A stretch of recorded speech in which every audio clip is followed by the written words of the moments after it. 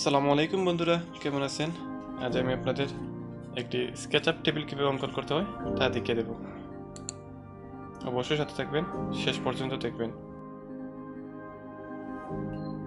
First আমি একটি rectangle নিয়ে নিলাম।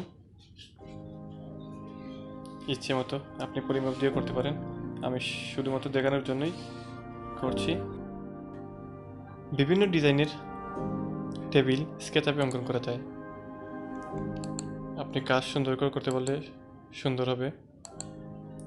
আমি যেহেতু কর্নার রাউন্ড দেব, তাই 2 পয়েন্ট আর্ক নিয়ে রাউন্ড কাটে নেব। ডাবল ক্লিক করলে কিন্তু রাউন্ড কেটে যাবে, অযথা ডিলিট করতে হবে না।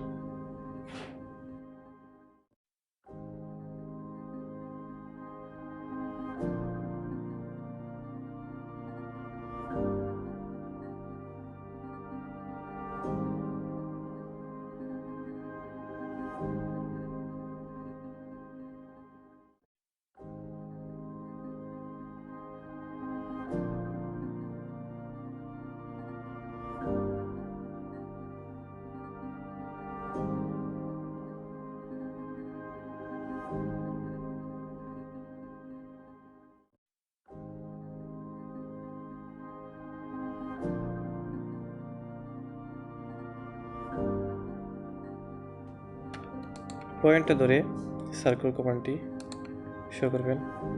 বারবার সার্কেল নিতে পারেন, আবার মুভ কমান্ড দিয়ে সার্কেলটি কপি করতে পারেন। সিলেক্ট অবজেক্ট, মুভ কমান্ড নিয়ে কন্ট্রোল চেপে একটি পয়েন্টে ধরে সার্কেলটি মুভ করবেন, কপি করবেন।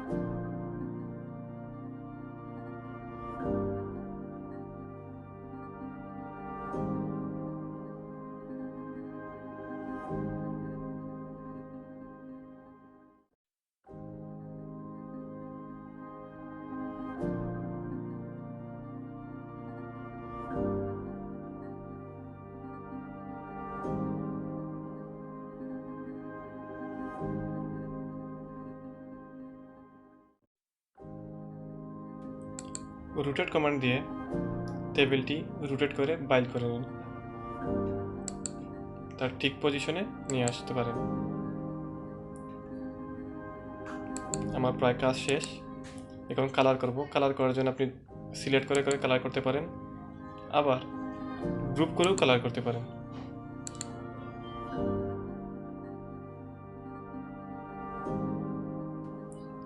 আমি গ্রুপ করে কালার করব, তাই কন্ট্রোল জেড দিয়ে দিলাম।